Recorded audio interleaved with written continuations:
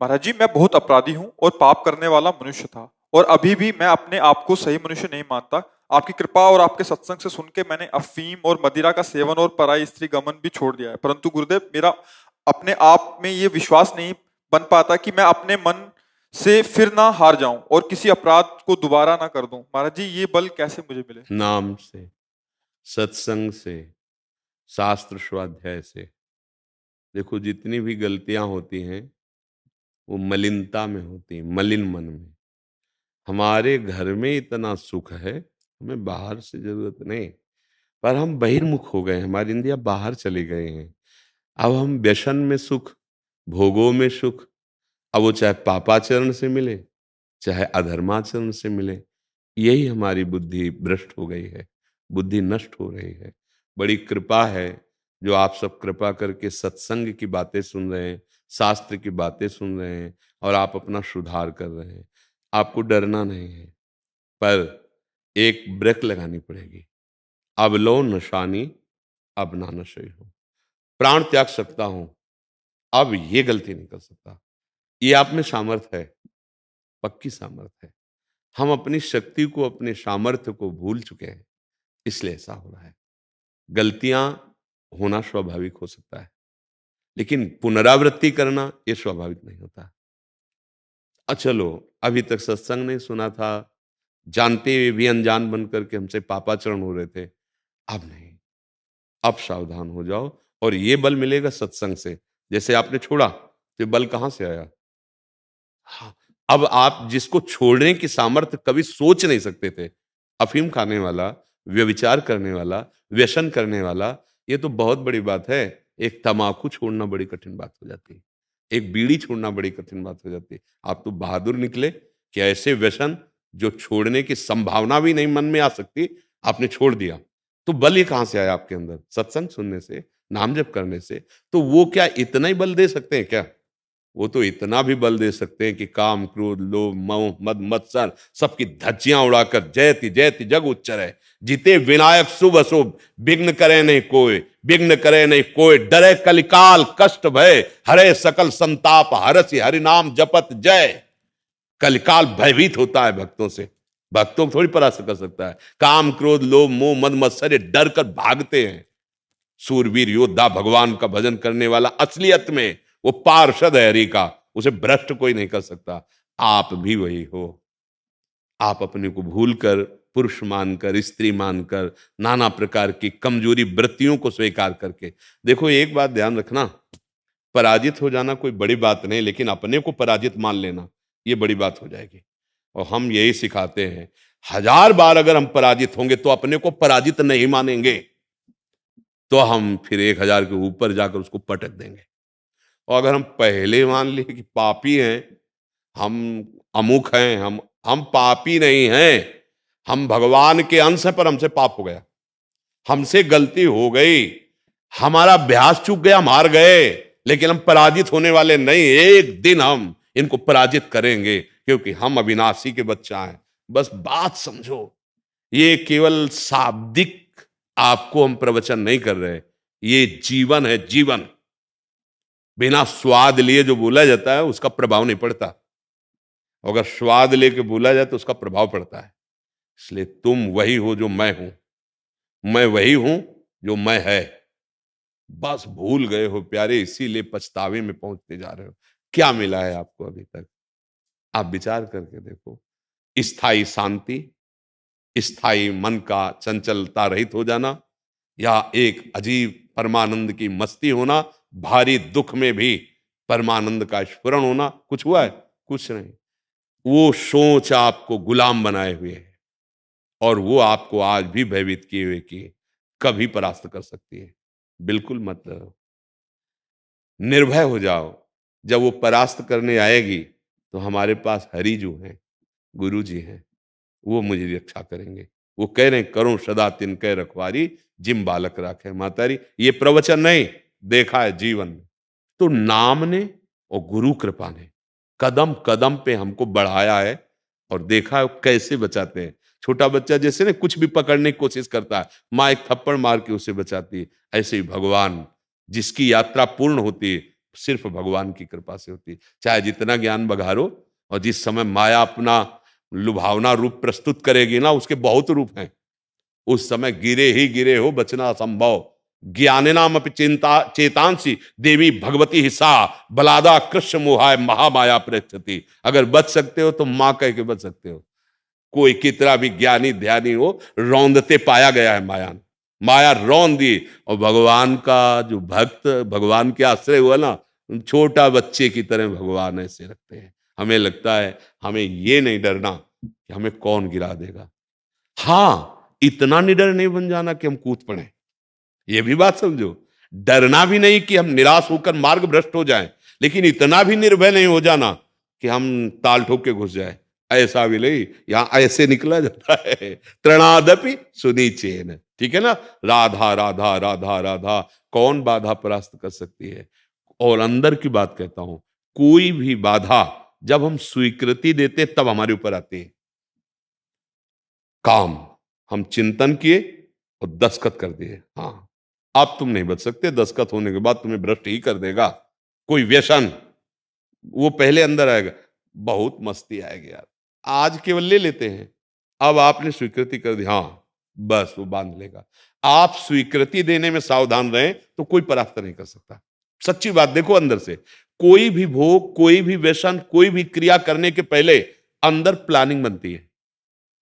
उस प्लानिंग को यदि नष्ट कर दो, जिसे संकल्प कहते हैं, तुम्हें कोई परास्त नहीं कर सकता। पर हम क्या होते, आराम से प्लानिंग का रस लेते हैं, ऐसे से ऐसे ऐसे से ऐसे ऐसा, फिर बड़ी मस्ती।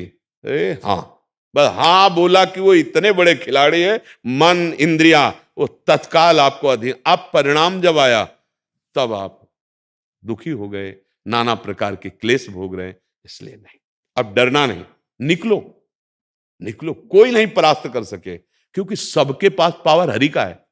बात यह समझनी, असुरों में, देवताओं में, काम क्रोध में, सब में पावर हरि का है।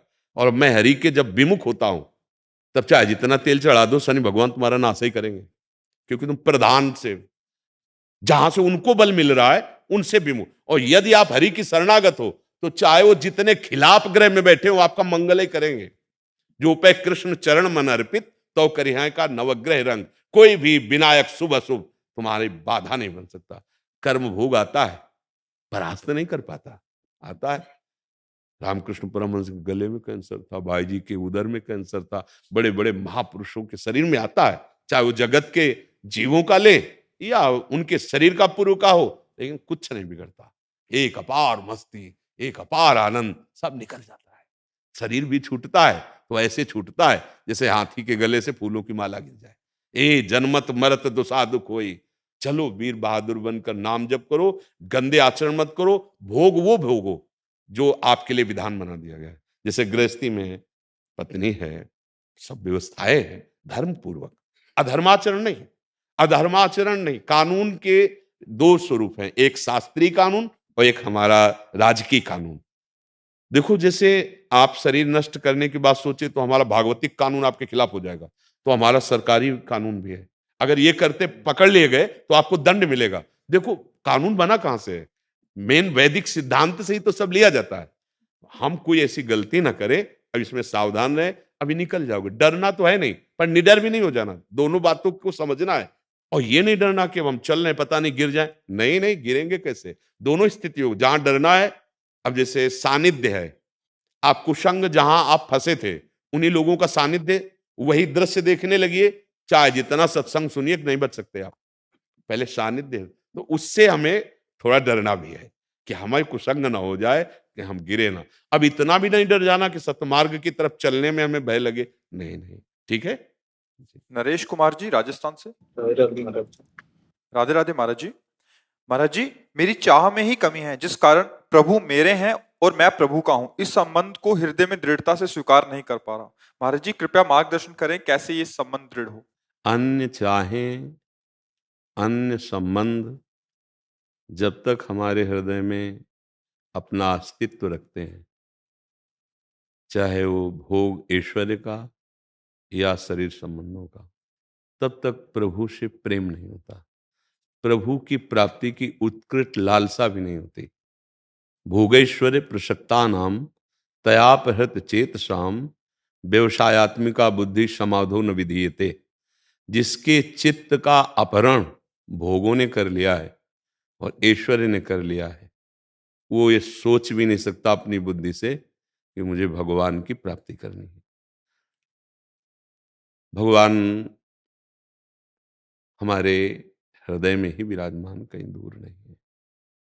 दूर मानो तो दूर है, हृदय में मानो तो बहुत नजदीक है।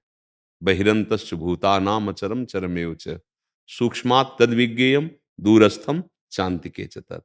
इतने नजदीक है कि उससे ज्यादा कोई नजदीक है ही नहीं, पर हमारी वृत्तियां बहिर्मुख हो गई, बाहर। शरीर में ममता, ममता, शरीर संबंधियों में ममता, और इंद्रियजन्य भोगों में सुख बुद्धि, इसी में हमारा जीवन है।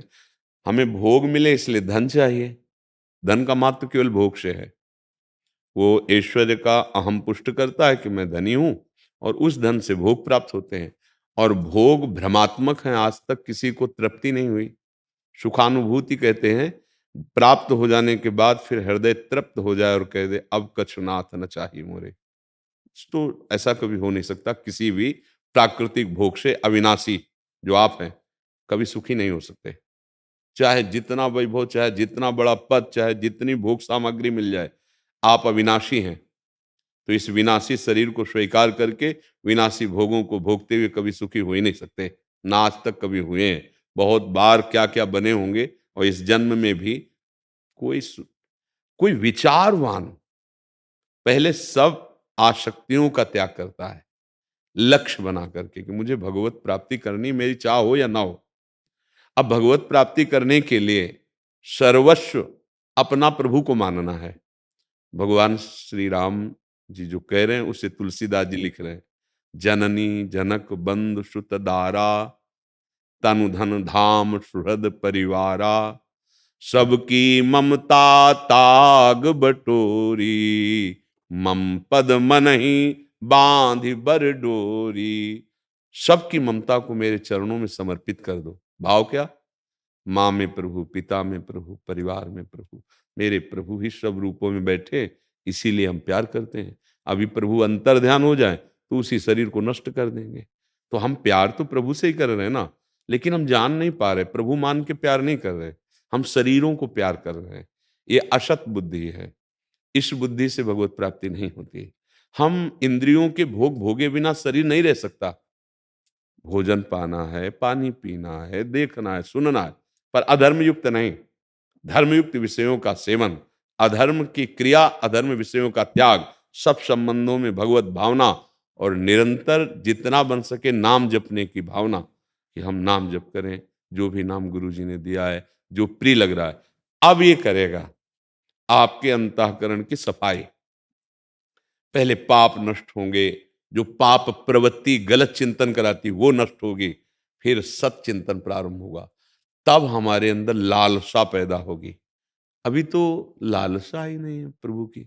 जब हम कुछ देखें, सुने, चखें, तब तो लालसा हो। लालसा इसी में तो होती है। मानो आपने सुना, सत्संग सुना, अब आपको लालसा बनी कि ये जो सत्संग कर रहे हैं इनको मैं देखूंगा, इनसे मैं मिलूंगा, इनके सामने बैठूंगा। अगर सत्संग ही न सुने होते तो लालसा कैसे बनती? मतलब भगवत चर्चा सुनना, ये प्रथम भक्ति। श्रवणम, कीर्तनम, स्मरणम, विष्णुपाद सेवनम, अर्चनम, वंदनम, दास्य, सख्य, आत्मनिवेदनम।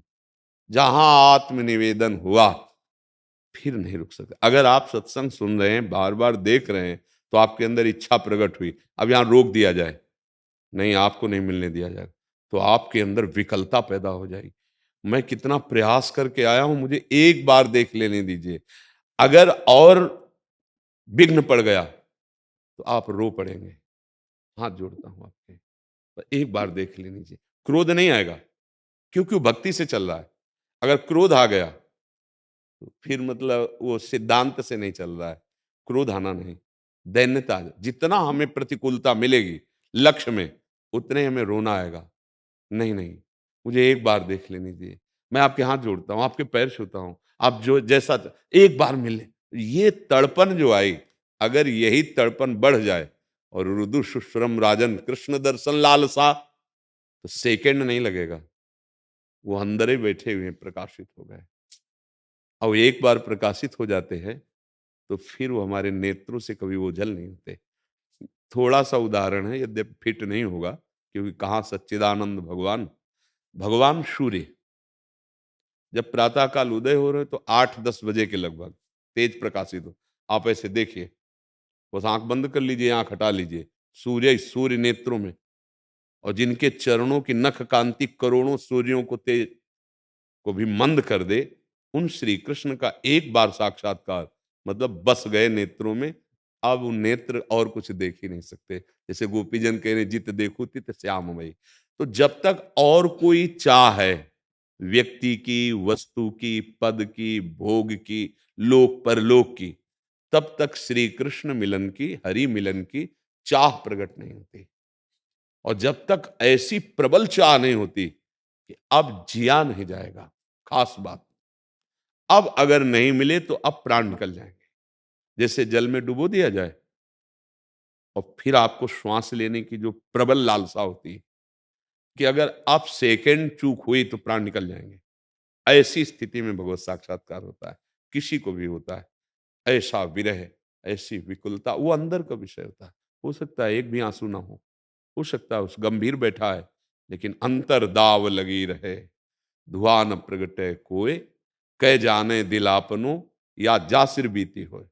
बाहर से शांत, अंदर से हाहाकार मचा है, दरस बिन दुख लागे, हा कृष्ण, हा प्राण वल्लभ, कब मिलोगे। पर ये मिलने की चाह सबसे कठिन है, भगवान का मिलना कठिन नहीं, और मिलने की चाह भी कठिन नहीं, अन्य चाहों को मिटाना कठिन है। अन्य चाह मिट जाएगी यदि सत्संग और नाम जप, ये दो साधन चलते रहे तो। साधन को प्रधान हरिभजन है और कै सत्संग सहाय, सत्संग और नाम जब चलता रहे तो अन्य चाहें मिट जाएंगी। चाह ना हो फिर कोई कर्म, कोई विषय भोग आपको बांध नहीं सकता। व्यवहार वैसे ही होगा, ऐसा नहीं कि चाह मिट गई तो अब उससे कोई कर्तव्य नहीं होते, बहुत अच्छे कर्तव्य होते हैं। भगवान जब अवतार लेते हैं, भगवान को कोई चाह है क्या? लेकिन सम्यक रूप से वैसा ही कर्म करते हैं जैसे एक उत्तम मनुष्य का कर्म होना चाहिए, चाहे कृष्णावतार हो या रामावतार हो। नारद जी दिनचर्या देखने जा रहे हैं भगवान श्री कृष्ण की, कि 16,108 महलों में कब कैसे भगवान कहाँ, प्रत्येक महल में भगवान मिलते हैं, और प्रत्येक महल में भगवान दिनचर्या करते हुए मिलते हैं। किसी में तो संध्या कर रहे हैं, किसी में संत सेवा कर रहे हैं, किसी में ब्राह्मणों से बैठ करके वेद और पुराणों की कथा सुन रहे हैं। जैसा एक उत्तम मनुष्य का जीवन, भगवान भगवान राम, आप उनके जीवन चरित्र को, तो जो जीवन चरित्र है वो इस समय बिगड़ चुका है, देख लीजिए। अब जब चरित्र ही बिगड़ा है तो हम भगवान की लालसा कैसे कर पाएंगे? दुष्ट हृदय में, पापात्मा हृदय में उत्तम विचार नहीं होते। जब उत्तम विचार ही नहीं है तो पुरुषोत्तम की प्राप्ति की चाह कैसे हो जाएगी? इसीलिए सबसे पहला कार्य करना है, सत्संग सुनकर गंदी बातों का, गंदे आहार का, गंदे मित्रों का, गंदे विचार का, इनका त्याग करना है। जहां ये त्याग हुआ तो सतमार्ग हमें मिल जाएगा। असत का त्याग होने पर सतमार्ग, और जहां सतमार्ग में आगे शुद्ध रूप से बढ़ने की लालसा हुई, तहां सदगुरु की प्राप्ति आवश्यक है। अब कैसे बढ़े? तो भगवान सदगुरु का मिलन करा देते हैं, क्योंकि वही सदगुरु, या वो स्वयं बैठ करके आपको निर्देश देने लगेंगे, आप ऐसे चलो, ये ग्रंथ पढ़ो, ये मार्ग से चलो। वो भगवान ही सबके गुरु हैं। अगर क्रम से आप देखो तो एक भगवान के सिवा और कोई गुरु थोड़ी है। गुरु और भगवान में इतना भी अंतर नहीं, भगवान ही गुरु हैं, गुरु ही भगवान है। अब हम जब गुरुदेव की आज्ञा पर चलने लगे, क्योंकि ऐसे चलने पर अच्छे कार्य कर रहे हो, अच्छे मार्ग में चल रहे, पर एक दोष है, अहम, अहंकार आ जाएगा। कर रहे हो सब बढ़िया, लेकिन उसका अहम है। तो जैसे खीर बढ़िया बन गई और उसमें एक मक्खी मर के गिर जाए तो वो भोग लायक नहीं रह गई। अहंकार भगवत प्राप्ति में सबसे बड़ा बाधक है।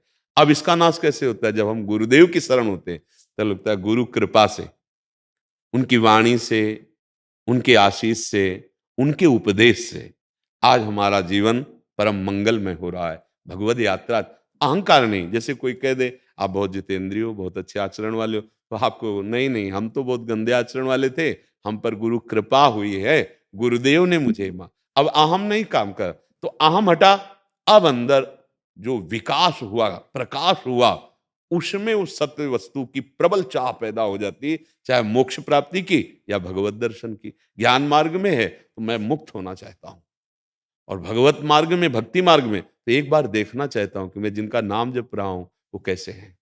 एक बार देखना, एक बार मिलना चाहता। मैं तो बार बार रट रहा हूं कि आप मेरे हो, एक बार वो अपने श्री मुखारविंद से कह दे कि तू मेरा है।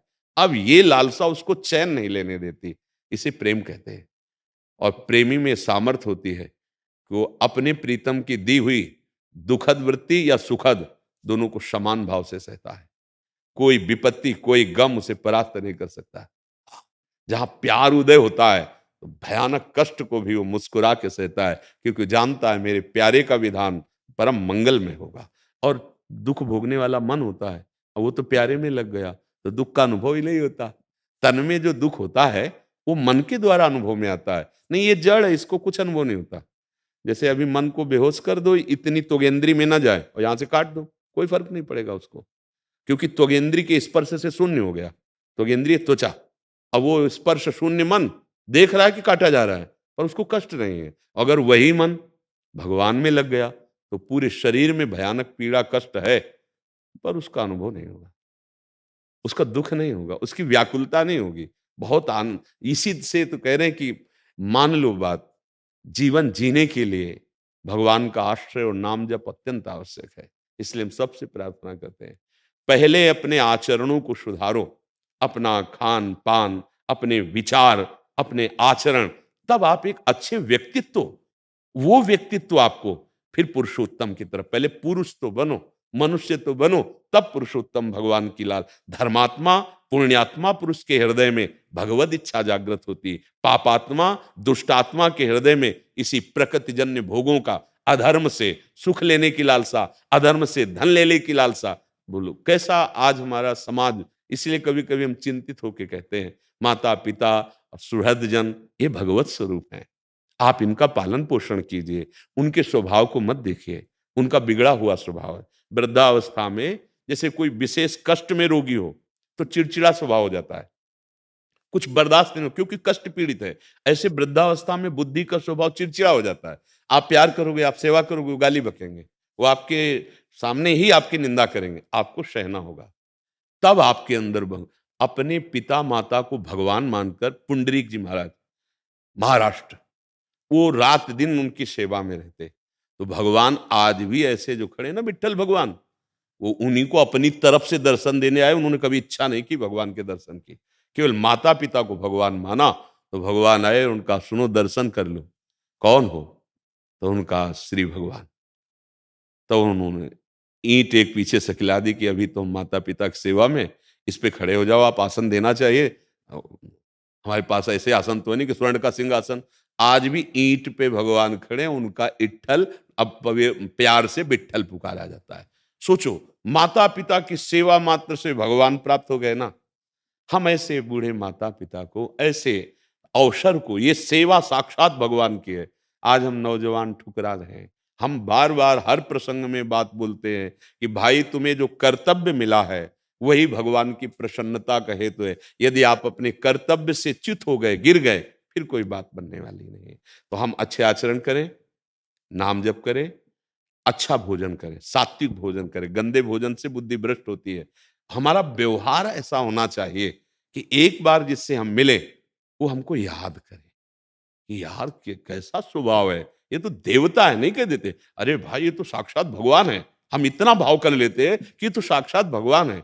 हमको ये कोई न कहे कि कितना राक्षस है ये, कैसा व्यवहार करता है। तो हम पहले यहाँ सुधार करें और नाम जप करें, तो नाम जप से हमारे अंदर हर बात प्रकट हो जाएगी। अनर्थ की निवृत्ति, पाप की निवृत्ति। आप देखो हृदय कैसा हो गया है, किसी को भी कष्ट हो तो हम मनुष्य हैं, हमारा हृदय थोड़ा विकल होना चाहिए। अपनी माँ को, अपने पिता को, अपने संबंधियों को कैसे आज आचरण, आज कोई भी संबंध विश्वसनीय नहीं रह गया। कितना मतलब हमारे आचरणों की अपवित्रता का प्रभाव पड़ा। पति पत्नी का संबंध, पुत्र पिता का संबंध, भाई भाई का संबंध, आज मित्र मित्र का संबंध खतरे पे है। विश्वास नहीं को कब विश्वासघात कर दे। ए भाई ऐसा ऐसा जीवन क्या किसी का सुख प्रदान करेगा? अशांति रहेगी। अशांतस्य कुतः सुखम, वो कहाँ परम सुख प्राप्त कर पाएगा? इसलिए सबसे प्रार्थना है कि आप पहले मनुष्यता सीखो, खान पान जो मनुष्यों का है, आचरण जो मनुष्यों का है, तो आपको भगवान की कृपा मिलेगी। और उस कृपा से हम विषयों से जीतते हैं, जैसे काम है, क्रोध है, लोभ है, मोह है, मद है, अभिमान है, इन पर हम जो आक्रमण कर पाएंगे वो भगवत बल से। हमारे में इतना बल नहीं है। मिट्टी में मिला दें अगर वो अपने आप में आ जाए, तो बड़े बड़ों को काम क्रोध लोभ मोह मद मत्सर भगवत प्रताप से हम इनसे विजय प्राप्त कर लेते हैं। तब प्रेम प्रकट होता है। काम क्रोध मद मान न मोहा, लोभ न क्षोभ राग नहीं द्रोहा, जिनके कपट दंभ नहीं माया, तिनके हृदय बसो रघुराया। वो भगवत प्रेमी हो जाता है, चाहे गृहस्थ हो चाहे विरक्त हो। आप समझ पा रहे हैं? यज्ञ मूर्ति जी हरिद्वार से। राधे राधे महाराज जी।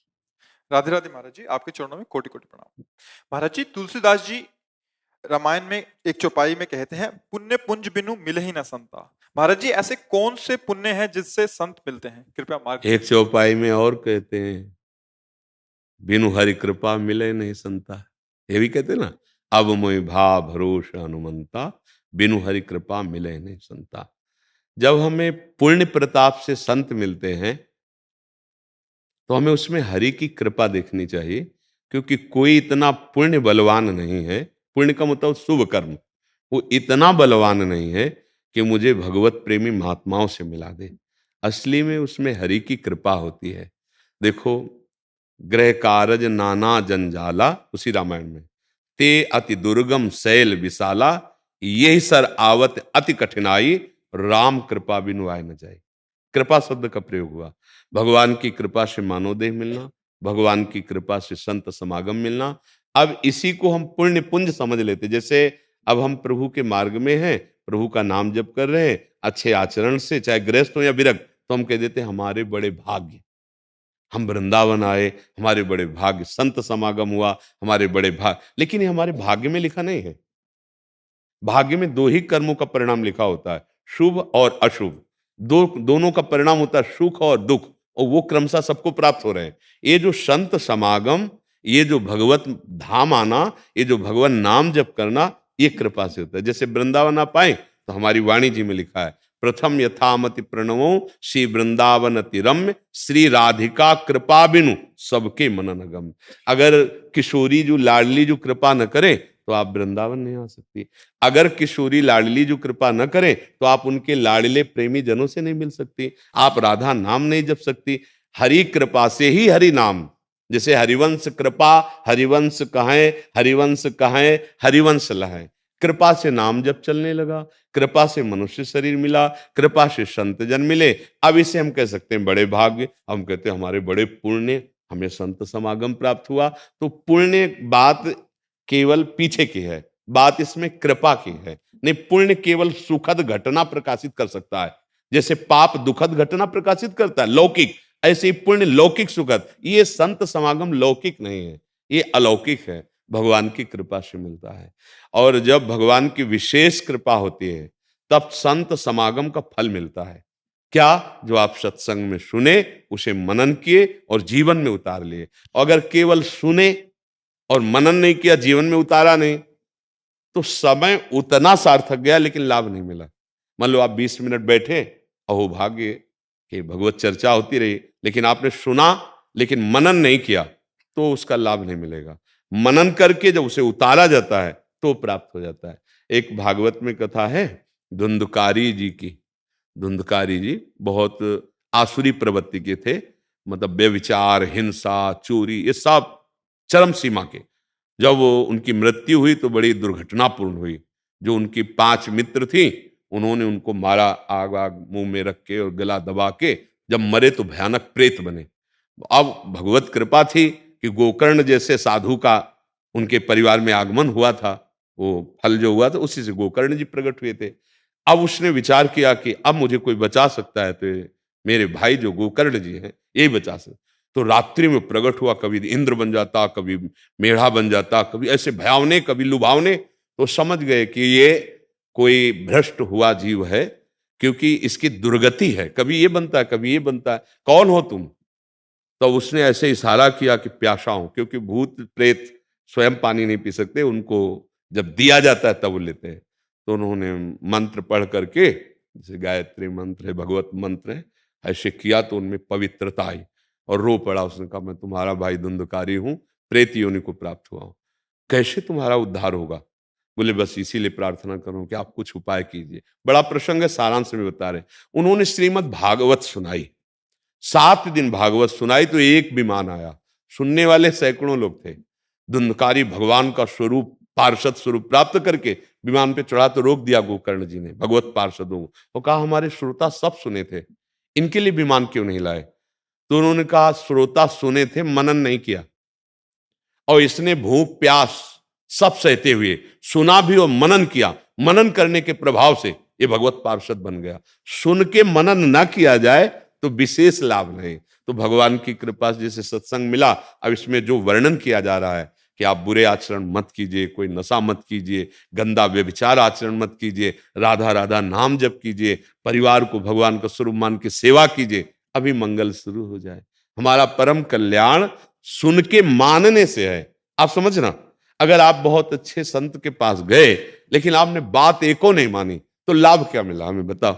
लाभ वही मिला कि आप बात मान लो, और ये भगवान की कृपा। यही सरावत अति कठिनाई, राम कृपा बिनु आए न जाई। हमारे ऐसे कौन से पुण्य हो सकते हैं जिससे हमें भगवत धाम आने को मिला, भगवत प्रेमी महात्माओं का संग मिले? हम तो यही चाहते हैं कि भगवान की एक कृपा है और ये कृपा बढ़ती रहे। कृपा से अब हम कह सकते हैं हमारे बड़े पुण्य, अब हम कह सकते हैं हमारे बड़े भाग्य, लेकिन वास्तविक भाग्य में इतनी दम नहीं थी, ये भगवान की कृपा से मिला है। मुख्य कृपा। अगर हम पुण्य की तरफ देखते हैं तो अहम आएगा कि मेरे ही पुण्य के परिणाम से तो मिले। नहीं नहीं, ऐसे हमारे पुण्य नहीं थे कि हम धाम आते, हम भगवान महिमा सुनते, हमारा मन प्रभु की तरफ चलता। ये केवल कृपा से हो रहा है। इससे सबसे बड़ा लाभ मिलेगा, अहम पुष्ट नहीं होगा। और अहंकार पुष्ट हो जाए तो चाहे तीर्थयाटन करे आओ, चाहे दान करे आओ, चाहे जो कुछ करो, वो सब गलत हो गया, उसका लाभ नहीं मिल पाएगा। अहंकार होते ही उसका प्रभाव नष्ट हो जाता है। तो कृपा शब्द हमें अच्छा लगा। अब मोहि भा भरोसा हनुमंता, बिनु हरि कृपा मिले नहीं संता। अब हम कह सकते हैं कि हमारे बड़े पुण्य, बड़े भाग्य कि हमें ये मिला। मिलने पर हमारे पुण्य नहीं मिला है हमें, हाँ मिल जाने पर हमारे बड़े भाग्य कि हमें संत समागम मिला, हमारे बड़े पुण्य कि संत समागम मिला। ये कहने की बात है, मुख्यतया कृपा, भगवान की कृपा। मतलब फिर क्या कर्म करने चाहिए संत मिलने के लिए? मतलब वैसे मुझे लगता है कि भगवान से प्रार्थना के सिवा और कोई बड़ा कार्य नहीं है। जब भगवान से प्रार्थना की जाती है तो भगवान का अवतार भी हो जाता है, नहीं हो जाता? सब मिलकर ऋषि मुनियों ने जय जय सुरनायक जन सुखदायक प्रणत पाल भगवंता, भगवान अवतार ले लेते हैं।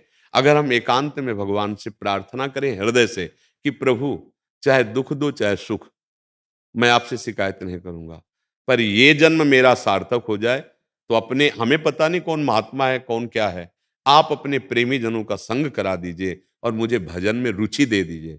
ये मिल गया तो सब मिल जाएगा। धर्मशील और भजनानंदी के पास समस्त सिद्धियां और वैभव आ जाते हैं, ये लोक की क्या बात है? तो भगवान से प्रार्थना करें, क्योंकि वही संत को जानते हैं, उन्हीं के संत जन होते हैं।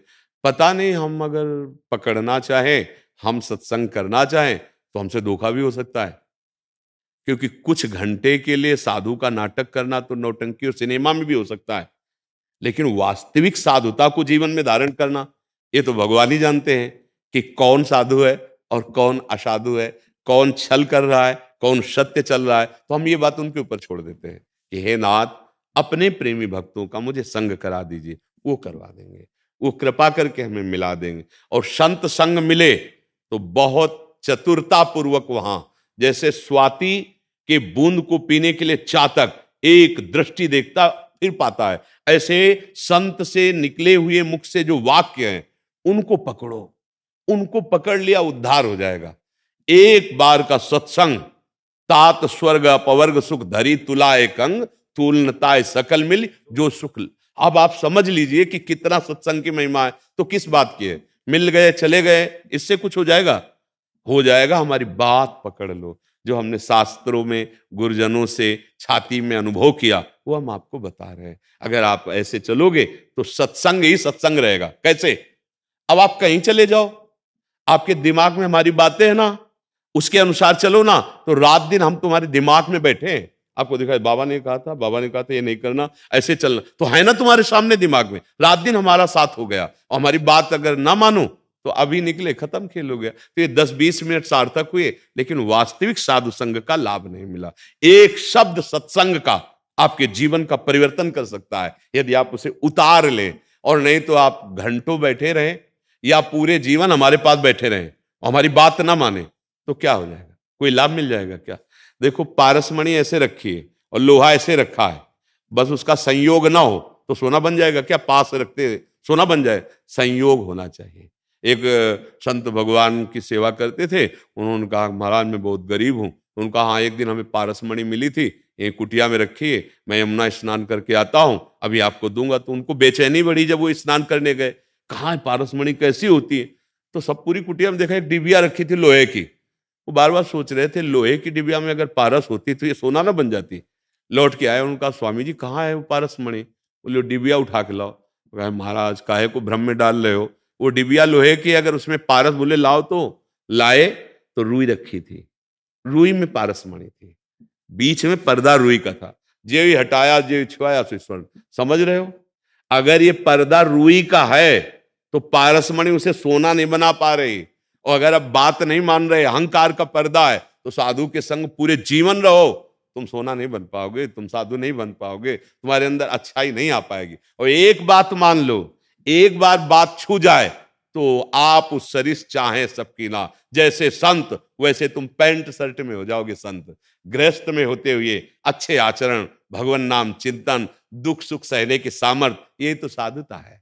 इसलिए नाम जप करो, अच्छे आचरण करो और हर समय कृपा का चिंतन करो। भगवान की बड़ी कृपा है, उनकी कृपा में इतनी सामर्थ्य है, बड़े से बड़े दुख को आप सह जाएंगे, बड़े से बड़े सुख में आप अभिमान नहीं करेंगे। ये दुख सुख रात दिन की तरह चक्र है, आने जाने वाले, कभी ना दुख टिकता है न कभी सुख टिकता है। भगवान से मत मांगो, हमारी प्रार्थना मान लो, भगवान से ये मांगो, आप मिल जाओ, वो राह बता दो, आपका भजन हो जाए, वो हमें मार्ग दे दो।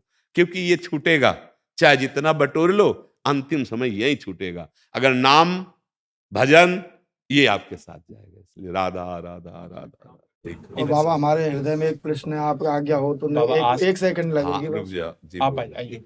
बाबा बस आपके मुख से हम ये सुनना चाह रहे हैं कि ब्रज में आके जो पॉलीथीन डालते हैं भंडारे के नाम पे, प्लास्टिक के ग्लास पड़े हुए हैं, बिल्कुल। उसका अपराध क्या है हाँ, और उसका दंड क्या हो सकता है? हाँ, और जो लोग आकर सबसे के थोड़ा सफाई करते हैं या हाँ, अच्छा थोड़ा सा, सबसे पहली तो उसका बात, पुण्य क्या हो सकता हाँ, है? सबसे पहली बात है कि हम लोग ब्रजवासी हैं, ब्रजधाम के, तो हमें ऐसे क्षमा भाव रखना है जैसे अपने पुत्र के अपराधों से पिता रुष्ट तो होता है पर क्षमा भाव रखता है।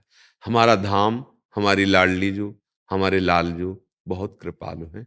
अब हमें सावधानी रखनी कि उनकी कृपा का अनादर ना हो। ये संपूर्ण ब्रज 84 कोष भगवत स्वरूप है। अगर यहाँ आप उचित स्थान पर, जैसे आप कोई प्रसाद पाएगा तो उसको पत्तल दोना फेंकना होगा, लेकिन उसके लिए उचित स्थान है, उचित स्थानों में डालकर और उनको नष्ट किया जाए। अगर आप ऐसे मार्गों में या अन्यत्र, तो यहाँ परम वैष्णव जन, भगवत आराधक ब्रजवासी जन, संत जन विचरण करते हैं और वो जूठन उनके पैरों में लगेगी, वो नाम जप कर रहे तो अपराध बनेगा। अब जैसे प्लास्टिक आदि है, उसमें आपने कुछ खान पान की सामग्री रखी और आपने उसका प्रयोग किया और फेंक दिया, हमारी ब्रज की गायें उसे खाएंगी तो उनको बहुत पीड़ा होगी और वो मर भी सकती हैं। और ये अपवित्रता धाम में फैलाना एक तरह से अपराध के अंतर्गत आता है, वो हमारे पुण्यों को नष्ट करेगा। और जो हमारे धाम की थोड़ी भी सोहनी कर दे, थोड़ी भी सफाई कर दे, तो ये सोहनी सेवा धाम की नहीं कर रहा, उसके हृदय की पापों की सफाई हो रही और उसका परम मंगल होगा। परम करुणा। जय। बस 20-21 साल से पी रहे थे, एक बार आपसे आपने प्रश्न किया था तो अभी छोड़ मुझे दिया। 3 महीने हो गए, आपकी कृपा बल से चल रही हाँ, है। बहुत।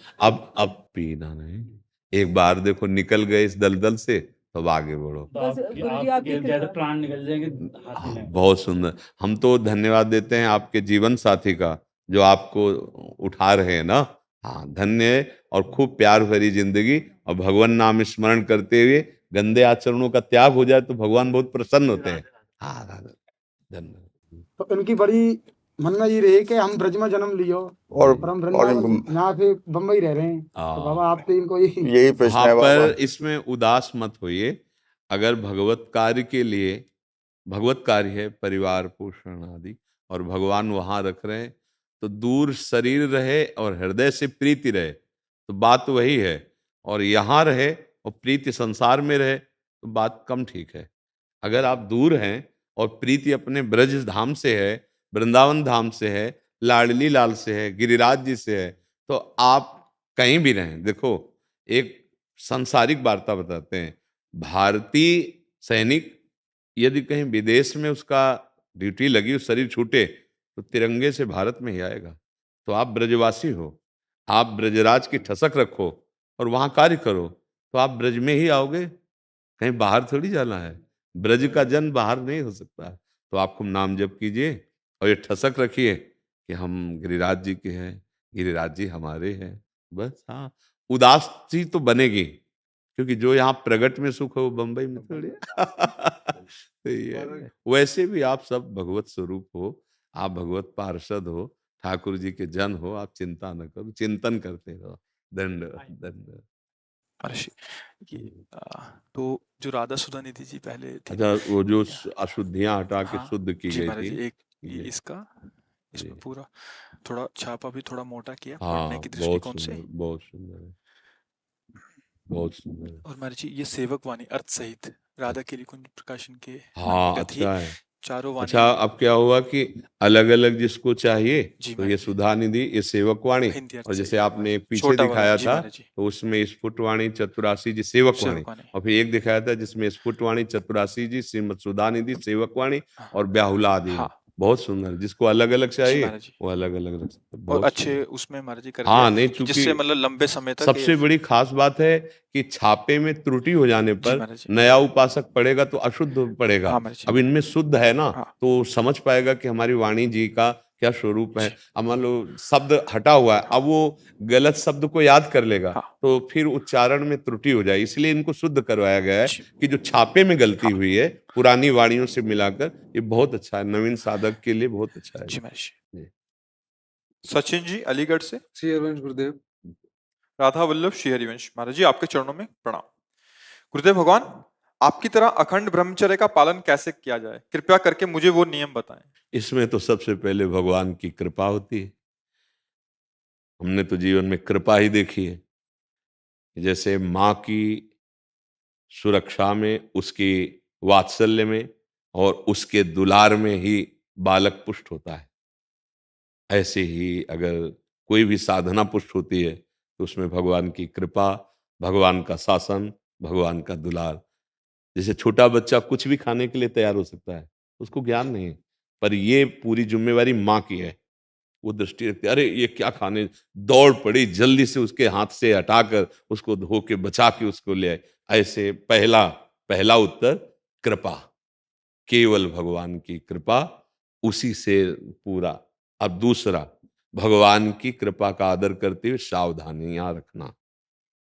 पहला, ब्रह्म मुहूर्त में जगना, जग करके हम इतना जल पिए कि या तो हमें उल्टी हो जाए या पच जाए। अगर उल्टी हो गई तो पचने से भी अच्छा हुआ, हमारे अंदर जो जहर बना, एसिड आदि, वो गंदे पदार्थ वो निकल जाते हैं। ये ब्रह्मचर्य के लिए बहुत आवश्यक, वो शीतलता प्रदान करता है। ब्रह्म मुहूर्त में बिना कुल्ला किए, वो जैसे तांबे के पात्र में 1 लीटर जल रख ले, रात भर रखा रहा, उसे पीजिए, तो वो बहुत आपको उसमें ब्रह्मचर्य में।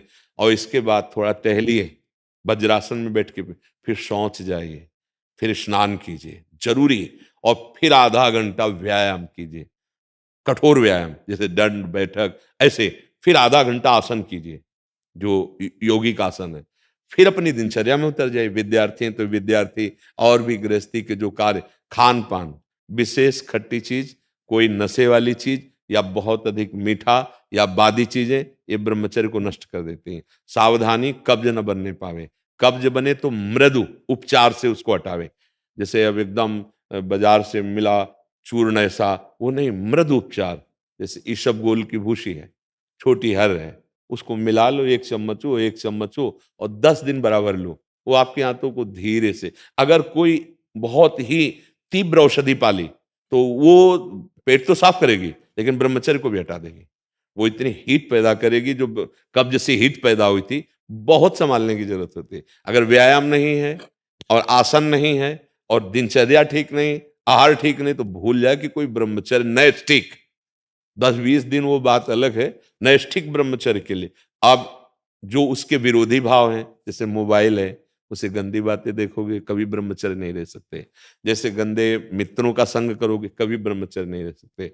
जैसे आप गंदी चिंतन अंदर करोगे, तो आप भले क्रिया ना करो लेकिन आप ब्रह्मचर्य नहीं रह सकते, क्योंकि चिंतन मात्र से अंदर एक मनोवाह नाड़ी है, वो नाड़ी मथानी का कार्य करती है, रक्त से मंथन करके वो उस जीवनी शक्ति को बाहर कर देगी, जिसे स्वप्न दोष आदि कहते हैं, वो इस तरह से नष्ट हो जाएगा हमारा चिंतन। तो फिर चिंतन करने के लिए इतनी सामर्थ्य है नहीं कि हम तत्व का चिंतन, भगवत, तो हम नाम जप करते हैं, राधा राधा राधा राधा नाम जप करते हैं, पवित्र भोजन पाते हैं, और कभी कोई कुसंग नहीं करते हैं। हमारा लक्ष्य बन जाए कि हम भगवत प्राप्ति करेंगे, तो नैष्ठिक ब्रह्मचर्य रह जाएगा। और रोज इसी बात का केवल ध्यान रखोगे, ब्रह्मचर्य का तो नहीं बन पाएगा, उसको भूलना भी होगा।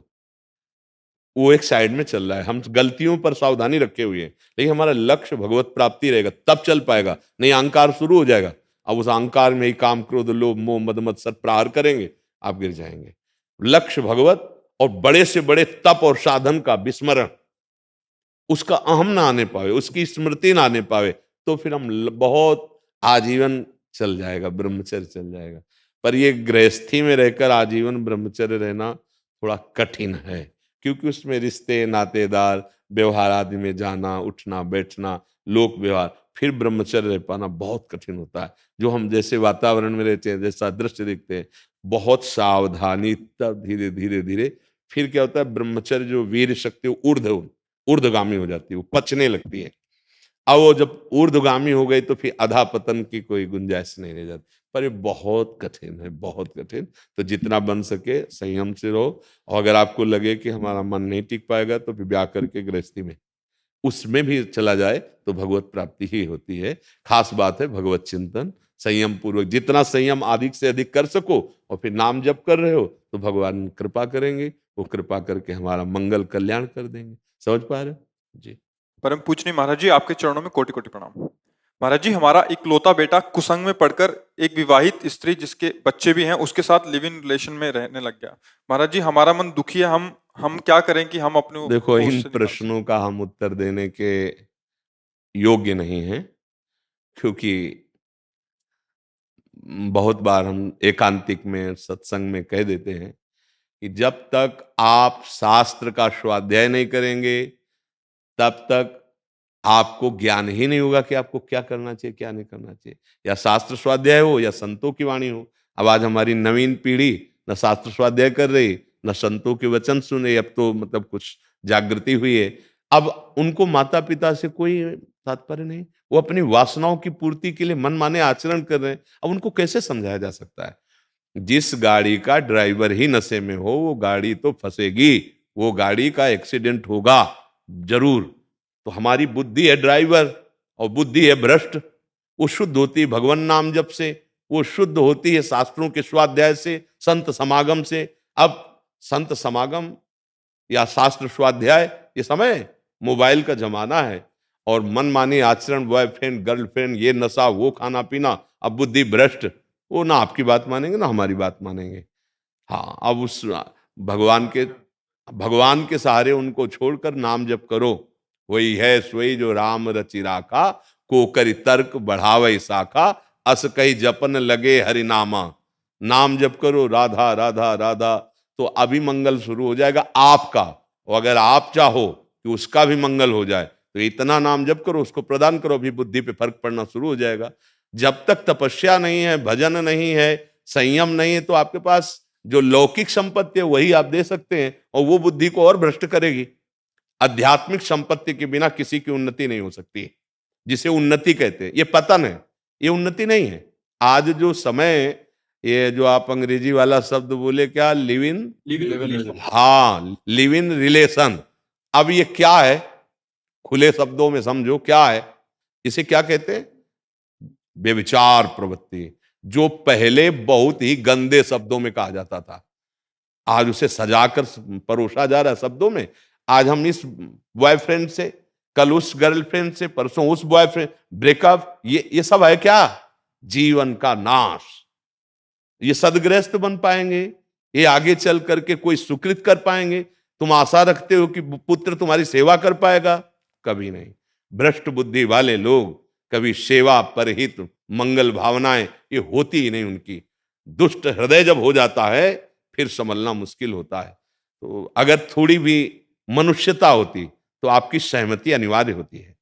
जिस माता पिता ने मेहनत करके पढ़ाया लिखाया, तो कम से कम उनको इतनी तो सूचना दे सकते कि हमारे मन में ऐसा है, आपकी क्या अनुमति है? इतना भी अधिकार तो क्या है? बुद्धि भ्रष्ट हो गई। अब ऐसे लोगों को कैसे समझाएं? हम तो आपसे ही प्रार्थना करेंगे कि नाम जप कीजिए और जाने की तैयारी कर लीजिए।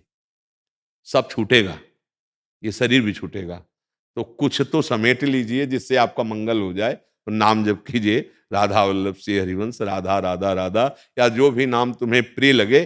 तुम्हारा कोई साथी नहीं है, हमारी बात मान लेना। आशा मत करो कि तुम्हें सुख मिलेगा। आप विचार करके देखो, क्या ये आज जो नवीन पीढ़ी है, इससे आप आशा रखते हो कि हमारी सेवा बन जाएगी? अब और बुढ़ापा आएगा, चिंतन मोह में फंसेगा, शरीर कष्टप्रद रहेगा, कोई साथ देने वाला नहीं। एक साथी है श्री कृष्ण, भज लो, तभी मंगल हो जाए। इसीलिए हम चिल्लाते रहते हैं कि राधा राधा रटो, राधा राधा नाम जप करो, श्री जी का नाम जप करो, उसी से मंगल होगा। वही तुम्हें प्यार करने वाले हैं इस लोक में और परलोक में भी। कोई साथी नहीं है। आप छोड़ो चिंतन कि तुम्हारे पुत्र एक स्वप्न जैसा मानने लगो और नाम जप करो, आगे बढ़ जाओ। नहीं तो आप दुखी रहोगे, वो तो अपनी मनमानी कर ही रहा है, आप परेशान हो जाओगे। आप पिता हो ना, आपका वात्सल्य बार बार कि कोई फंसा न ले, कहीं वो कुछ गलत ना कर दे, और वो आपको कुछ नहीं समझ रहा। नहीं तो आपसे सलाह लेता, भला आप ऐसे कैसे अनुमति दे देते, उसका मंगल सोचते। इसलिए अब आप निरपेक्ष, अब जीवन में निरपेक्ष शब्द का अर्थ नहीं जाना होगा तो कैसे जानोगे? अपेक्षा मत रखो, एकमात्र भगवान का आश्रय ले लो, वही सबका मंगल करते हैं। इसलिए अध्यात्म को आप भी जानिए, नहीं जीवन व्यर्थ चला जाएगा। अध्यात्म के बिना, भगवत मार्ग के बिना जीवन का कोई महत्व नहीं। कमाया खाया भोगा और जो संसार समिटा, अंतिम समय सब छूट गया। अब हाथ क्या आया? किया हुआ पाप और पुण्य, फिर जाओ नारकी गतियों को भोगो। अगर आपने कुछ नाम जप कर लिया है तो हिसाब में बहुत बाधा खड़ी हो जाएगी। इसने 100 बार नाम लिया, राधा राधा राधा, जिंदगी भर पाप किए, अब हिसाब करना मुश्किल हो जाएगा, क्योंकि एक नाम का फल प्रभु श्री कृष्ण बिक जाते हैं राधा नाम में। एक नाम का फल। अब क्या होगा? हम कह रहे चलो राम कृष्ण हरि, एक बार राम बोला है, पूरा रजिस्टर खारिज कर दिया जाएगा, पूरा रजिस्टर। एक नाम त्रैलोक कहीं तारे, जो न ले सो जन्म हारे। इसलिए हमें लगता है आपके ऊपर कृपा हुई है, नहीं पुत्र और पुत्र वधू के मोह में फंसे रहते। अब वो तुम्हें कोई आदर नहीं दे रहा तो बढ़ो भगवान की तरफ, नाम जप करो और उनके आश्रित रहो, वही गुजारा करेंगे, वही निर्वाह करेंगे। कोई अपना नहीं, हम बार बार कहते रहते हैं, पर जब तक अज्ञान है तब तक ये बात समझ में नहीं आती।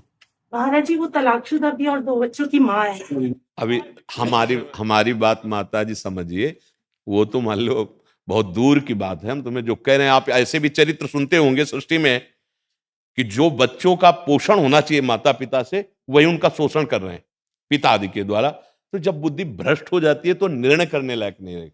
अब जब ड्राइवर नशे में है तो कुछ भी कहीं भी भिड़ा सकता है। अब बुद्धि हमारी भ्रष्ट हो गई तो कुछ भी कर सकते हैं। अब आप माता पिता, इसलिए आपको जलन हो रही कि एक अच्छा गृहस्थ बनता, एक बहुत पवित्र संबंध से। अब वो आपकी सोच है, उसकी सोच को क्या करोगे? अब आपके शासन में अब जलती रहो, रोती रहो बैठ करके। हमें लगता है बंद करो ये रोना, ऐसे प्रभु से प्यार करो जिन्होंने तुम्हें मानव दे दिया, वो अब भी प्यार कर रहे हैं, और आगे बढ़ जाओ। हम हृदय की बात कहते हैं, अगर वो प्यार ना करते ना तो हम जरूर माइक में एक बार कह देते कि हमारा पूरा जीवन लगा, लेकिन सच्ची कहते हैं बचपन से निकले थे। अगर करोड़ माताएं एक साथ प्यार करें तो भी हमारे प्रियाजू, हमारे लालजू के प्यार के आगे धूल दूसरित है। उनका प्यार कैसे तुम्हें बताएं। तो हम इसीलिए प्रार्थना करते कि मान लो तो जान जाओगे,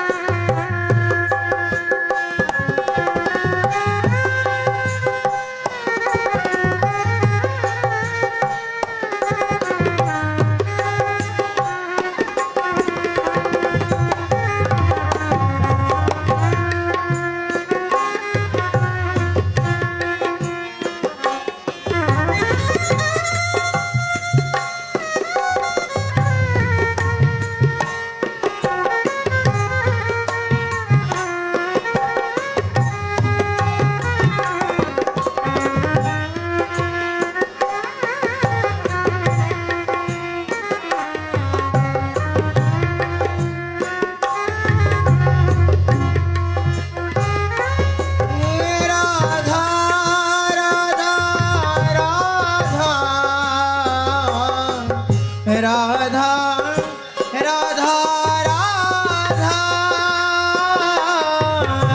राधा राधा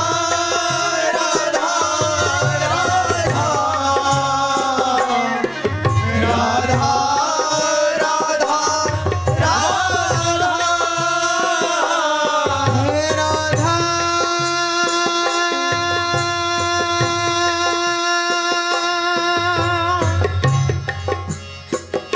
श्री राधा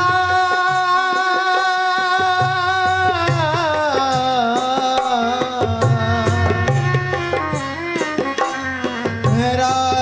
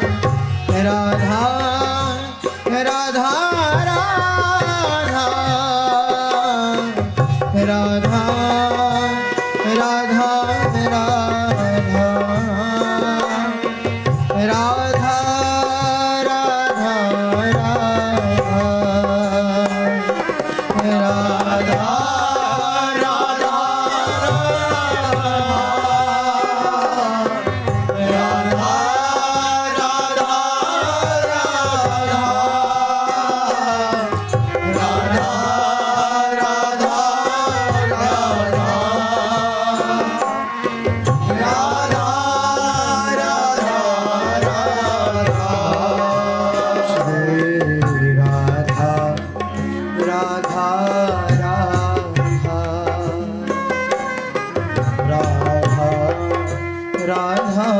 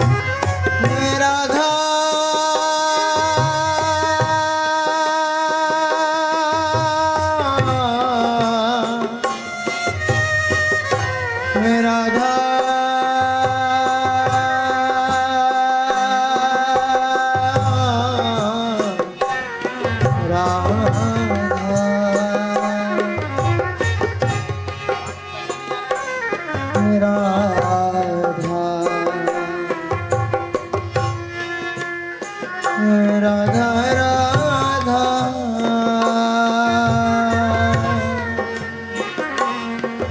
राधा